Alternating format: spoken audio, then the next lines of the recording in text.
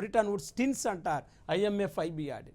మనకు పోటీ పరీక్షల్లో ఈ క్రింది వాళ్ళలో బ్రిటన్ వుడ్స్ కౌల పిల్లలని వేటిని పిలుస్తారంటాడు. యునెస్కో యూనిసెఫ్ ఒక ఆప్షన్లు ఇస్తాడు. రెండో ఆప్షనల్ WTO ఘాట్ ఇస్తాడు. మూడో ఆప్షనల్ IMF IBRD ఇస్తాడు. నాలుగో ఆప్షనల్ అక్టాడ్ అండ్ UNDP ఇస్తాడు. కాబట్టి ఒకేసారి ఏర్పడ్డ వాటిని, ఒకేసారి జన్మించిన వాళ్ళని కౌల పిల్లలు అంటారు. ఒకేసారి ఆవిర్భవించినాయి కాబట్టి ఈ రెండు, అందుకే వీటిని బ్రిటన్ వుడ్స్ కౌల పిల్లలు అంటారు.